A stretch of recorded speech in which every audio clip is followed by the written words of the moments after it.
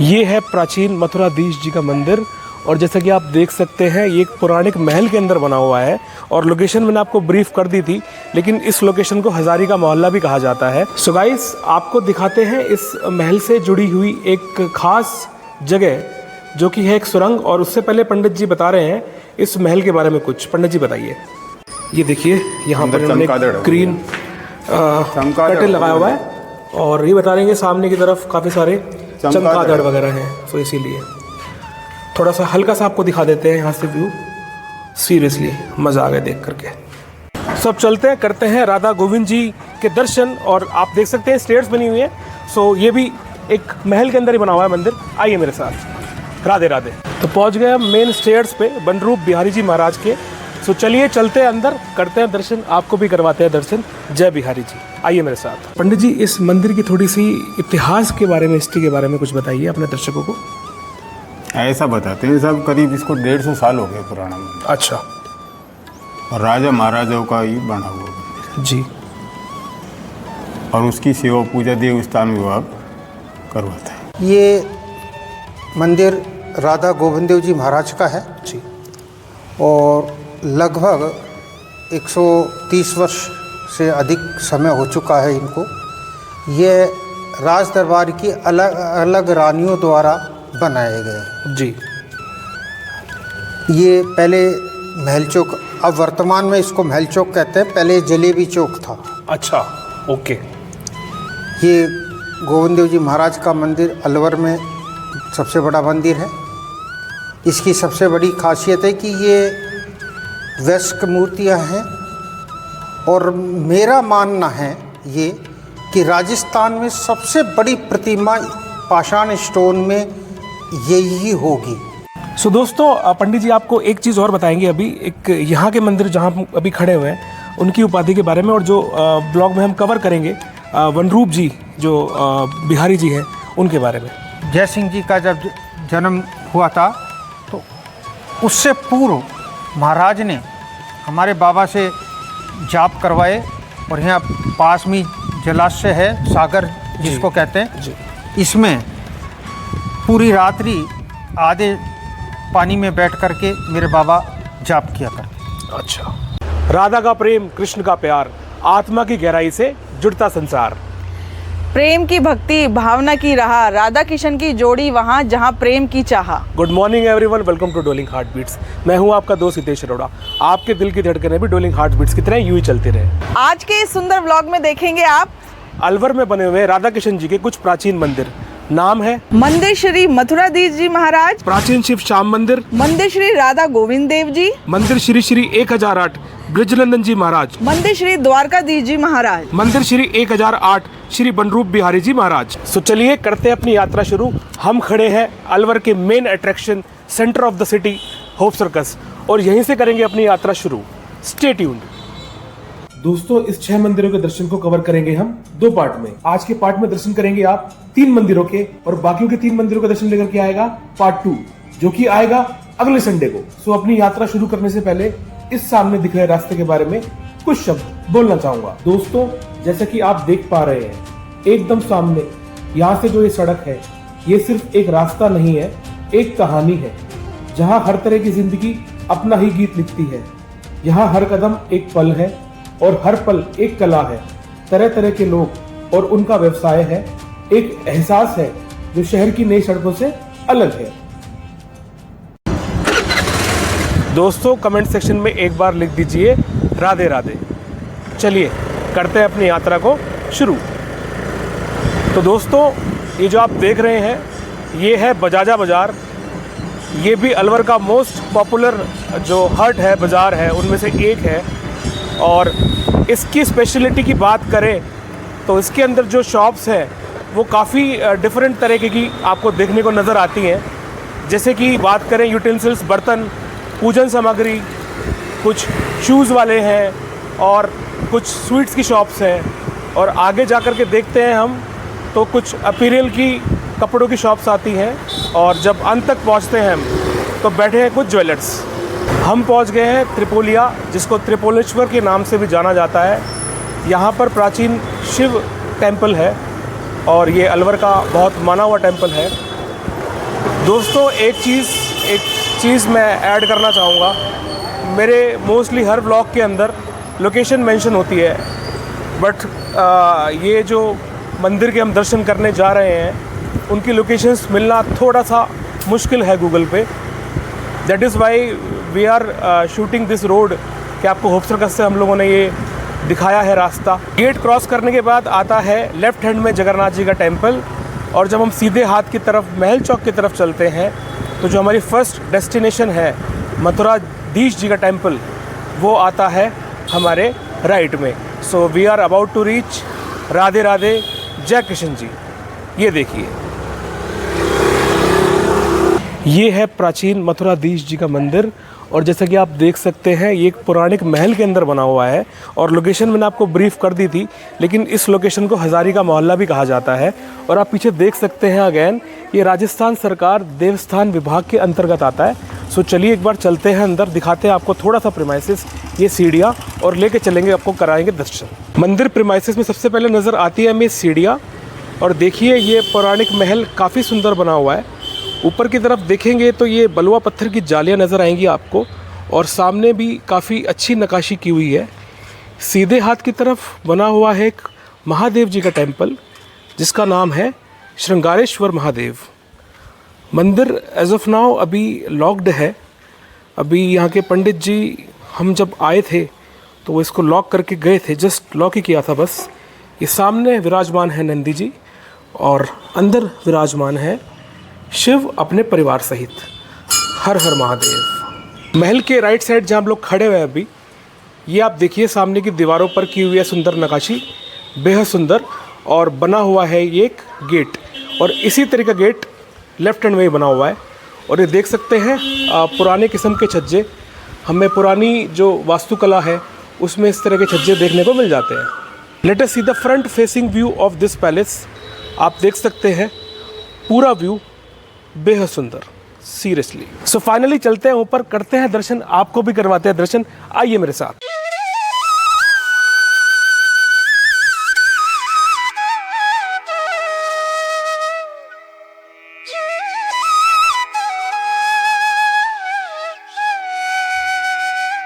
राधे राधे।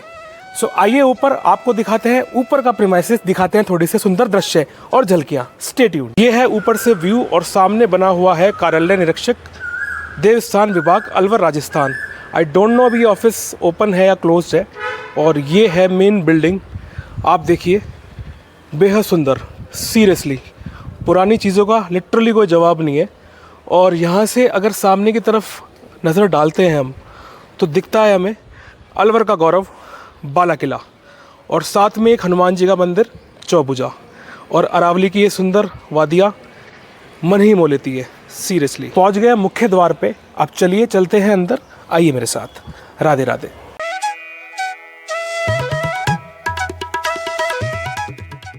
अंदर आने पर दिखता है हमें एक पुराने समय का, पंजाबी में हम कहते हैं वेड़ा, और अगर आप बरामदे शब्द से रिलेट कर सकते हैं तो इससे कर सकते हैं। ये कवर्ड है और आगे चल कर के ही बरामदा बना हुआ है।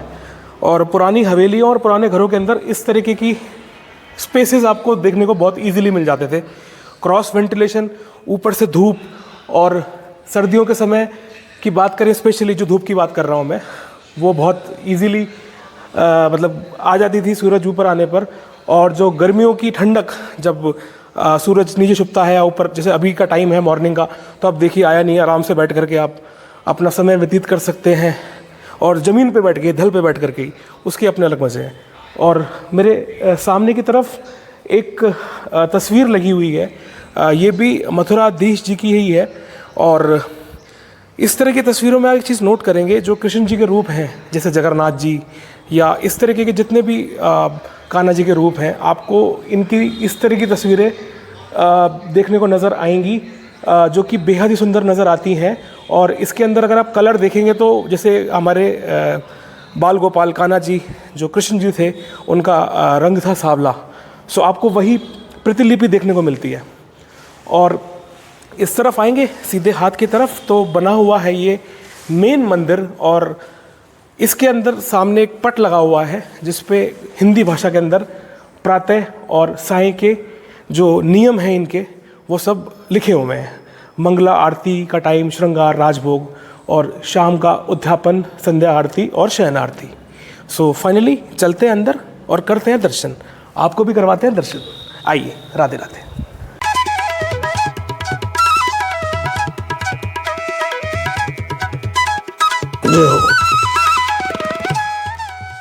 फाइनली कर लीजिए दर्शन हमारे मथुराधीश जी के। ऊपर की तरफ जो ग्रीन ड्रेस के अंदर आपको नज़र आ रहे हैं, ये हमारे प्रिय मथुराधीश जी, राधे राधे।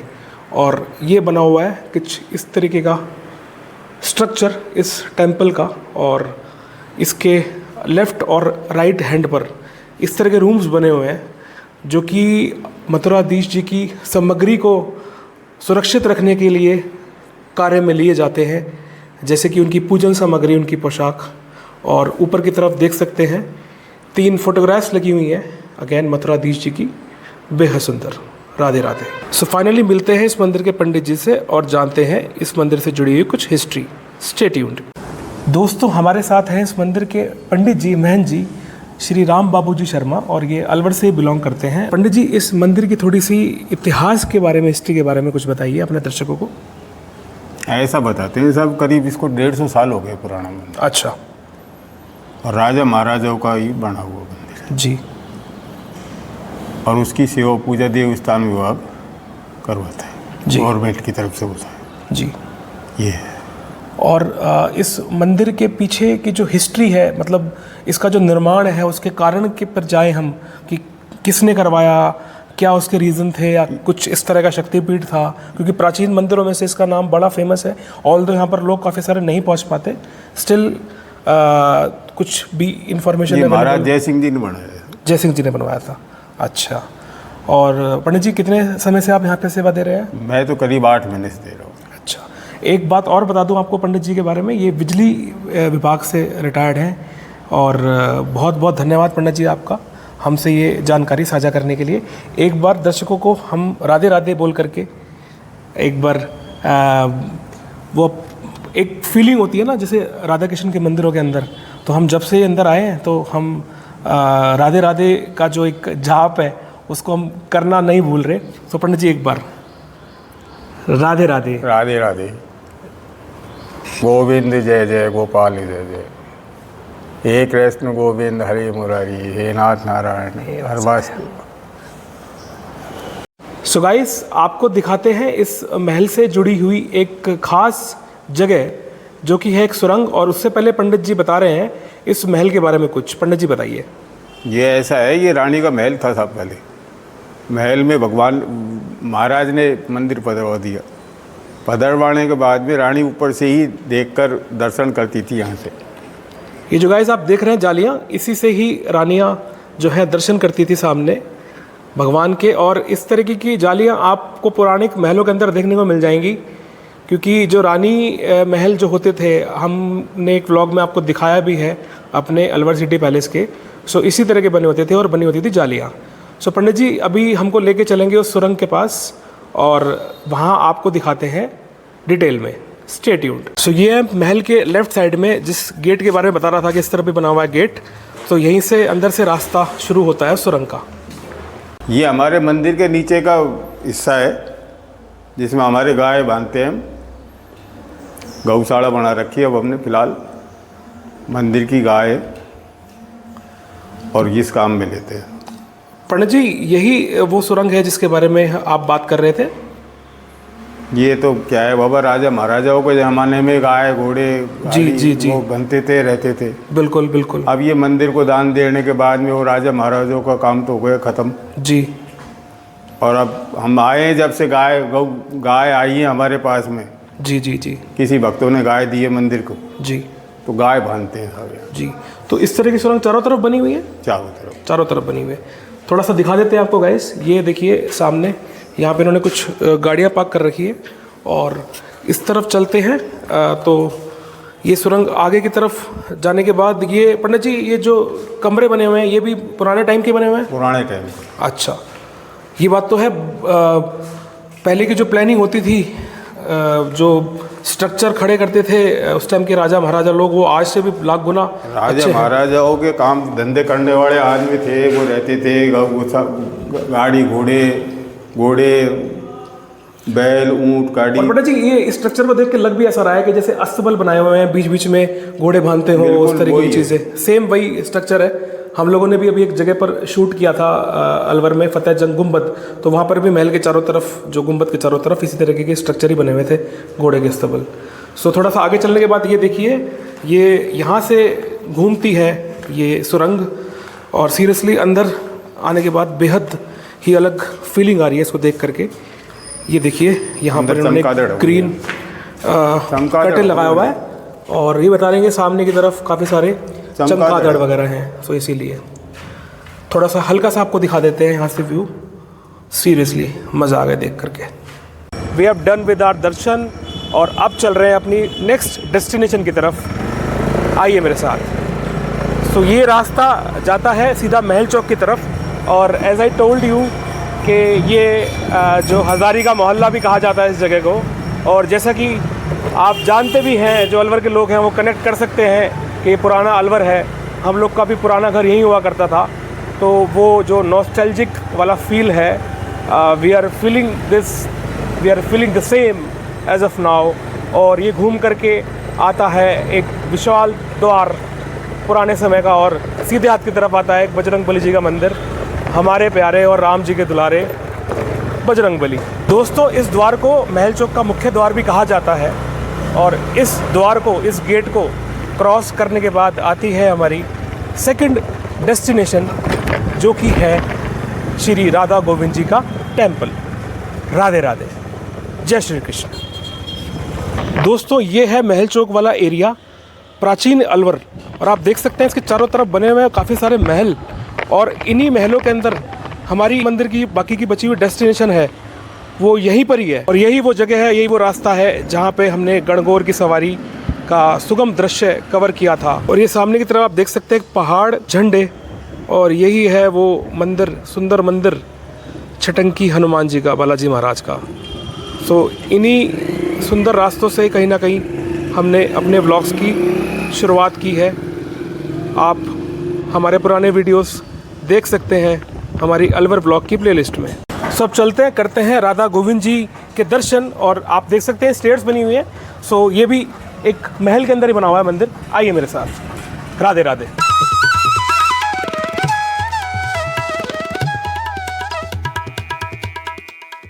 पहुंच गए हैं मंदिर के इंटरनल प्रीमाइसेस में। आप देख सकते हैं ये भी काफ़ी वाइड बना हुआ है प्रीमाइसेस, और उसी जगह की तरह यहाँ पर भी लोगों का निवास है, लोग रह रहे हैं, और सामने ही बना हुआ है मेन मंदिर। ये दो छोटे छोटे बच्चे अभी हम देख रहे थे सफाई कर रहे हैं, बेहद सुंदर दृश्य, सीरियसली। राधे राधे। और आगे आने पर दिखती है बेहद सुंदर मूर्ति। आप सीरियसली इस मूर्ति को देखो, देखते ही बनती है सीरियसली। मतलब मेरे शब्द, मेरी आवाज़ थोड़ी सी डाउन हो गई होगी, वॉल्यूम डाउन हो गई होगी, आप समझ रहे होंगे कि देख करके सीरियसली मन बहुत ब्लेस्ड हो गया। राधे राधे। दोस्तों दर्शन कर लीजिए राधा गोविंद देव जी के, और बड़ी ही सुंदर मूर्त है लिटरली। और पीछे की तरफ जो मूर्तियाँ रखी हुई हैं वो है अचल मूर्तियाँ, और जो आगे की तरफ मूर्तियाँ हैं वो हैं चल मूर्तियाँ, और साथ में ही है विराजमान दोनों सखियाँ। राधे राधे। सो हमारे साथ हैं इस मंदिर के महंत, इस मंदिर के पंडित जी, श्री शीतेश शरण जी। सो पंडित जी, सर्वप्रथम मैं आपसे इस मंदिर की हिस्ट्री के बारे में जानना चाहूँगा कि इस मंदिर के पीछे की जो इतिहास है, जो कहानी है, उसके बारे में कुछ बताएं पंडित जी। ये मंदिर राधा गोविंद देव जी महाराज का है जी, और लगभग 130 वर्ष से अधिक समय हो चुका है इनको। ये राज दरबार की अलग अलग रानियों द्वारा बनाए गए हैं जी। ये पहले महल चौक, अब वर्तमान में इसको महल चौक कहते हैं, पहले जलेबी चौक था। अच्छा, ओके। ये गोविंद देव जी महाराज का मंदिर अलवर में सबसे बड़ा मंदिर है। इसकी सबसे बड़ी खासियत है कि ये वयस्क मूर्तियाँ हैं, और मेरा मानना है ये कि राजस्थान में सबसे बड़ी प्रतिमा पाषाण स्टोन में यही होगी। जी। मैं दावा नहीं कर रहा, लेकिन मेरा मानना है कि राजस्थान में सबसे बड़ी पाषाण स्टोन है ये, बड़ा नाजुक स्टोन होता है, उसके अंदर है जी। और ये वनस्थली जिस पोज में है, जब भगवान कृष्ण सखियों के साथ रास लीला किया करते थे और वन के अंदर बंसी लेकर के बीच में खड़े हो जाते थे, ये वो पोज है। अच्छा। इसकी अगर हम कमर को देखेंगे तो इनकी कमर बाहर निकली हुई है इस साइड से। जी जी जी बिल्कुल। तो ये वो पोज है जब सखियाँ चारों तरफ खड़ी रहती हैं, नृत्य करने वाला जो नृत्य- दृश्य है। हाँ, बिल्कुल बिल्कुल। ये वो है। दूसरा ये है कि पुरातत्व संपत्ति तो है ही, जी, स्टेट जी, दरबार बिल्कुल की है। बिल्कुल बिल्कुल। इनके मेन फंक्शन जो होते हैं, प्रोग्राम होते हैं, उत्सव होते हैं, एक जन्माष्टमी उत्सव जी। है, शरद पूर्णिमासी है, राधा अष्टमी है जी और दीपावली तो है ही, बिल्कुल। अन्नकूट वगैरह, ये इनके गोवर्धन का जो दिन होता है। हाँ। बिल्कुल। इनके प्रभु के सारे त्यौहार, तीज त्यौहार सभी मनाए जाते हैं। जैसे एक परिवार के अंदर तीज त्यौहार मनते हैं, वैसे ही मंदिर के तीज त्यौहार मनते हैं। जी क्योंकि अब 6 तारीख को देव सो जाएंगे, तो वो जो देव सोने की जो परंपराएं होती हैं, देव उठनी 6 जून 11 को। के, हाँ, ये सभी यहाँ निभाए जाते हैं। अच्छा। इसके अंदर 4 प्रतिमाएं हैं। जी बड़ी जो प्रतिमाएं आप देख रहे हैं इस वक्त, वो है अचल, जी और जो ये 2 छोटी प्रतिमाएं हैं, ये हैं चल। जी इनको चल मूर्तियों को हम, जैसे शरद पूर्णिमासी होती है तो रजवाड़ों के टाइम में, राज परिवार के टाइम जब यहाँ हुआ करते थे प्रोग्राम, तो इनको ऊपर छत पे ले जाते थे। अच्छा। ऐसा ही एक सिंहासन ऊपर छत पे बना हुआ है, वहाँ पर इनको विराजित करते थे और शरद पूर्णिमासी के खीर का भोग वहीं लगता था। भजन संध्याएँ होती थी और चूँकि पूरा चंद्रमा का अमृत बरसता था तो खीर बीच में रख दिया करते थे। जी जी जी और ये 2 प्रतिमाएं जो चल है, इनको ऊपर ले जाया करते थे। जी। और क्या जानकारी चाहते तो हैं? पुराने टाइम से सारे के सारे रिचुअल्स फॉलो करते आ रहे हैं आप? हाँ, ये ये बहुत बहुत बढ़िया बात। परंपराएं जो चली आ रही हैं जी और जो हमने अपने बुजुर्गों से सीखा है, जी जी जी वो बिल्कुल। परंपराएं चलती हैं। और आप अभी ऑफ द कैमरा हमें बता रहे थे कि कुछ एक दैनिक कुछ प्रॉब्लम्स हैं जिससे आपको सामना करना पड़ता है रूटीन बेसिस पर, उसके बारे में थोड़ा सा आप जिक्र कर सकते हैं हमारे चैनल पर। हम भी चाहेंगे कि हमारे चैनल के माध्यम से जिस भी अथॉरिटी तक वो बात मैं पहुंच तो सकती है वो पहुंचे। हाँ जी पंडित जी। सरकार से यही निवेदन करता हूँ, पूर्व में भाजपा सरकार थी हमारी जी और वसुंधरा जी मुख्यमंत्री थी, उस जी, वक्त इन मंदिरों का पैसा बढ़ा था, जी अब भी बढ़ा है, लेकिन जितना बढ़ता है वो मंदिरों के लिए पर्याप्त नहीं होता। मैं तो कहता हूँ कि हमारे सरकार के जो मंत्री हैं, अगर वो अपने घर के अंदर पूजा करते हैं तो उन्हें शायद अनुभव होगा कि कितना खर्चा होता है जी। मंदिर की सेवा पूजा में। ये तो हर आम जन जानता है ये बात कि किसी भी पूजन विधि को पूर्ण करने के लिए, अगर हम देखते हैं नवरात्रे भी आते हैं या कुछ भी आता है, आजकल महंगाई वैसे भी काफ़ी बढ़ गई है।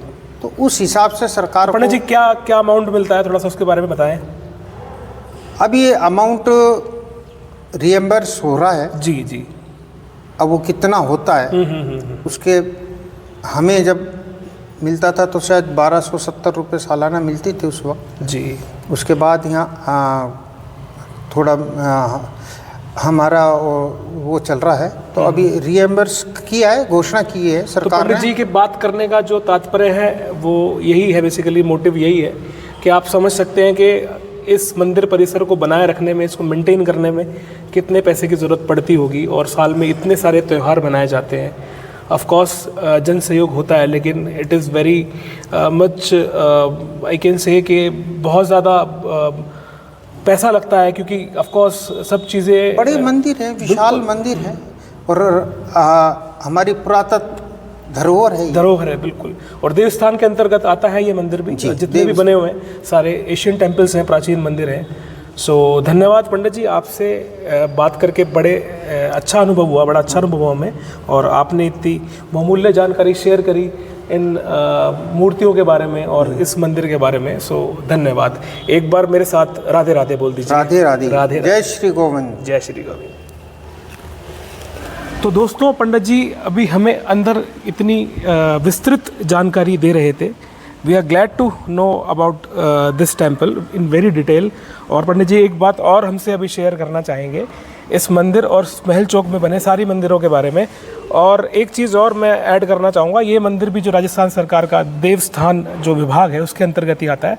तो पंडित जी आप जो अभी हमें ऑफ द कैमरा बता रहे थे इस महल चौक प्रीमाइसेस में बने राधा कृष्ण जी के मंदिरों के बारे में। आपने पूछा कि मंदिर आप लोगों को कैसा मिला, तो मैं आपको बताता हूँ कि मंदिरों पुजारी नियुक्त करने से पहले बाकायदे राज परिवार में एक प्रक्रिया हुआ करती थी। कई पंडितों को वैकेंसी टाइप में होता था, ये भी जी बुलाया करते थे, उनसे मंदिरों की परंपराओं के बारे में पूछ करके फिर जाकर के ये फाइल एक डिपार्टमेंट, पुण्य डिपार्टमेंट में जाती थी जो मंदिरों के लिए बना हुआ होता था वो। जी। फिर वहाँ से सिलेक्शन कमेटी महाराज को भेजा करती थी, उसके बाद ही कोई पुजारी नियुक्त होता था। अच्छा। ये ऐसे नहीं होता था कि एक ही व्यक्ति ने सारा कार्य कर दिया। ओके। इसी तरीके से राज परिवार के अंदर भी जो राज जोशी हैं, राज वेदपाठी हैं, राज मिश्र हैं, राज पुरोहित हैं, इनकी नियुक्ति जो होती थी वो भी एक सिलेक्शन से ही होती थी। जी। और उनका काम अलग अलग होता था। राज जोशी अलग कार्य देखता था, राज मिश्र अलग कार्य देखता था, राज पुरोहित अलग कार्य देखता था, राज वेदपाठी अलग कार्य देखता था। ये नहीं कि एक ही पंडित सारे कार्य कर देता था। जी, नहीं, ये सब अलग अलग कार्यों के लिए, राज परिवार के लिए अलग अलग पंडितों की या राज मिश्रों की, राज पुरोहितों की नियुक्ति होती थी। जी।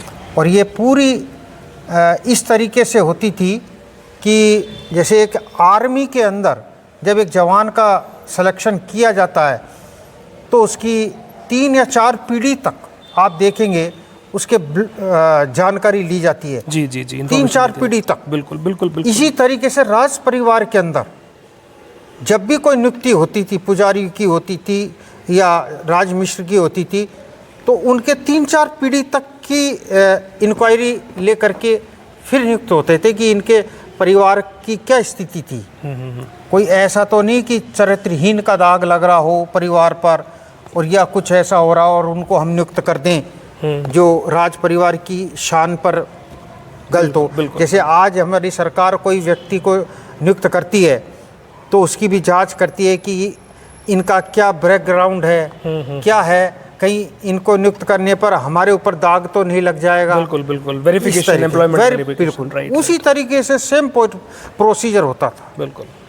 तो फिर ये जैसे मंदिरों में पुजारी नियुक्त करना होता था तो उसके लिए भी सिलेक्शन कर कुरा के कि हाँ भाई ये व्यक्ति इस मंदिर के लिए उपयुक्त है, बढ़िया है, कमेटी ने सिफारिश की है, कमेटी ने वो कहा है, बाकायदा उसका इंटरव्यू होता था। जी।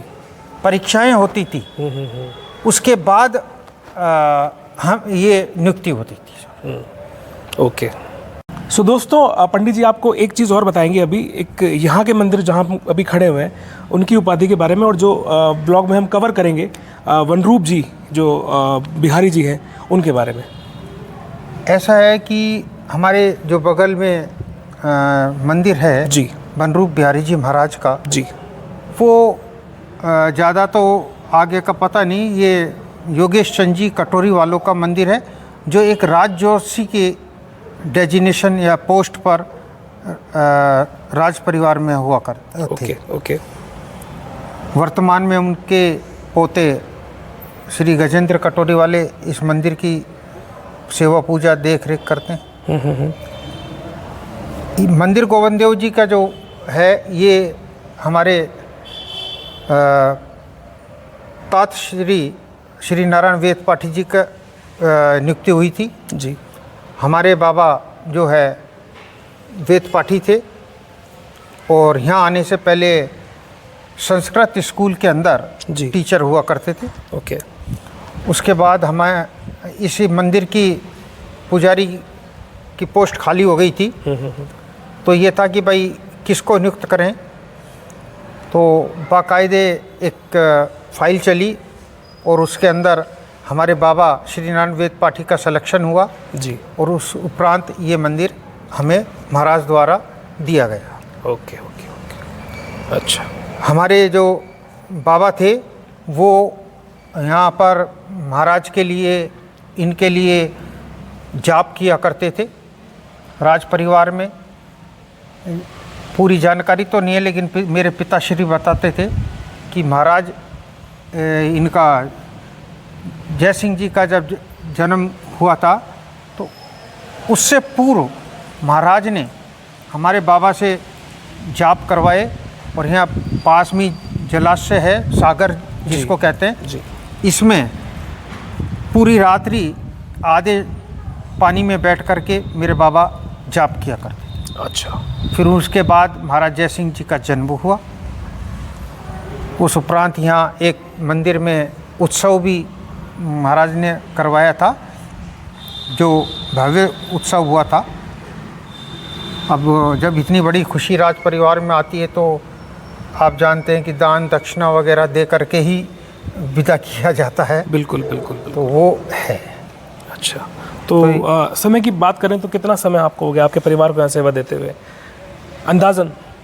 वो काफ़ी टाइम हो गया क्योंकि मेरे पास हमारे बाबा के जो वो रखे हुए हैं प्रमाण पत्र, जी जी जी, वो रखे हुए हैं फाइल के अंदर। फिर अलवर स्टेट से एक जाप हुआ था हरिद्वार में, बनारस में, सॉरी जी। वहाँ पर भी मेरे बाबा को भेजा गया था महाराज द्वारा। तो उसमें भी काफ़ी अलवर के लिए एक प्रमाण पत्र आया था अलवर दरबार के लिए जी। शायद उसकी कॉपी यहाँ अभिलेखा राज विभाग में होगी। अच्छा ओके, चलिए ये धन्यवाद वंस अगेन पंडित जी। राधे राधे, गोविंद देव जी महाराज की जय। तो पहुंच गए हम मेन स्टेयर्स पे बनरूप बिहारी जी महाराज के। सो चलिए चलते हैं अंदर, करते हैं दर्शन, आपको भी करवाते हैं दर्शन। जय बिहारी जी, आइए मेरे साथ। जय हो। ये है मंदिर का मेन प्रीमाइसेस और अभी हम राधा गोविंद देव जी के मंदिर गए थे। बिल्कुल सेम एज इट इज़ ऐसा ही प्रीमाइसेस बना हुआ है, मतलब प्रतिलिपि समझ लो आप। अंदर आकर के वही सेम अनुभूति हुई। हम इस वाली स्टेयर से आए और इधर भी सेम स्टेयर्स आ रही है और यही बना हुआ है विड़ा। फिर आगे जाके एक बरामदा और सामने ही विराजित है मूर्ति। सो आइए चलते हैं अंदर और इस सुंदर मूर्ति के करते हैं दर्शन। और ये भी सांवली प्रतिमा ही है बाके बिहारी जी, बनरूप बिहारी जी जो है उनकी। और अगेन देख करके बड़ा सुंदर मन को लग रहा है और काफ़ी सारी मूर्तियां हैं। अभी जानेंगे पंडित जी से इस मंदिर की हिस्ट्री और आपको कराएंगे थोड़ा सा बारीकी से दर्शन। एक बार कमेंट सेक्शन में लिख दीजिए राधे राधे। मित्रों कर लीजिए दर्शन बनरूप बिहारी जी के। बेहद सुंदर पिंक पोशाक में विराजित सामने मूर्तियाँ, और इनको देख करके भी ऐसा ही लग रहा है कि पीछे वाली जो मूर्तियाँ हैं वो अचल हैं और आगे वाली चल है, और दोनों जो जोड़े हैं उनके साथ विराजमान है उनकी सखियाँ।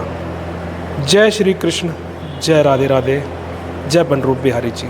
और मंदिर के साथ साथ ही रखा हुआ है ये प्राचीन हिंडोला। तो सावन के महीने में जैसी एक रिचुअल है कि झूले झूले जाते हैं, स्त्रियाँ झूला झूलती है और बाकी बिहारी जी जो है उनको भी इस पे झूला झुलाया जाता है। तो ये भी एशियन टाइम का ही बना हुआ है।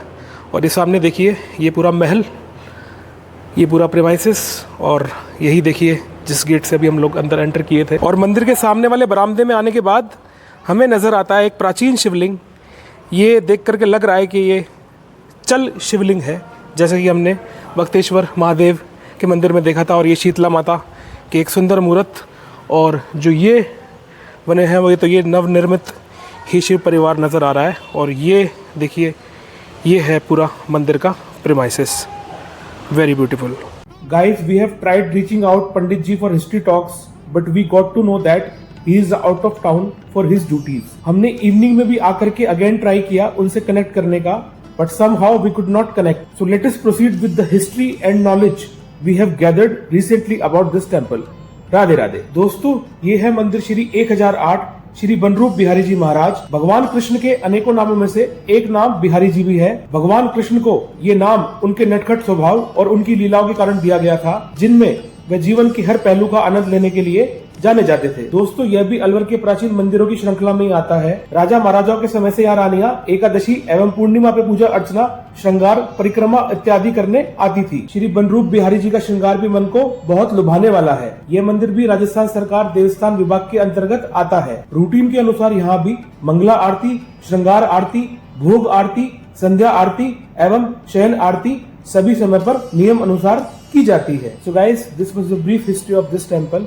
प्राचीन मंदिरों की श्रृंखला में इस ब्लॉग पार्ट 1 में आपने 3 मंदिरों के बारे में जाना। इसी श्रृंखला को जारी रखते हुए हम आपसे मिलेंगे ब्लॉग पार्ट 2 में और आगे के 3 मंदिरों से आपको अवगत कराएंगे और भगवान कृष्ण के मनमोहक भोले भाले सामले स्वरूप और निराले रूपों के दर्शन करवाएंगे। बाकी के 3 मंदिरों के नाम हैं मंदिर श्री श्री 1008 ब्रिजनंदन जी महाराज, मंदिर श्री द्वारकाधीश जी महाराज, प्राचीन शिव श्याम मंदिर। सो दोस्तों, समय आ गया है इस ब्लॉग को एंड करने का, और एंड करने से पहले कुछ लाइंस डेडिकेट करना चाहूंगा कृष्णा को। कृष्णा, तेरे नाम अनेक, रूप तेरा मनमोहे प्रत्येक, तेरा ही नाम रमाया है, तुझ में ही जीवन समाया है। जय श्री कृष्ण। आज का ये सुंदर ब्लॉग अच्छा लगा हो तो लाइक कर देना, शेयर कर देना, कमेंट कर देना, और चैनल पे नए हैं तो चैनल को सब्सक्राइब कर देना। बाय।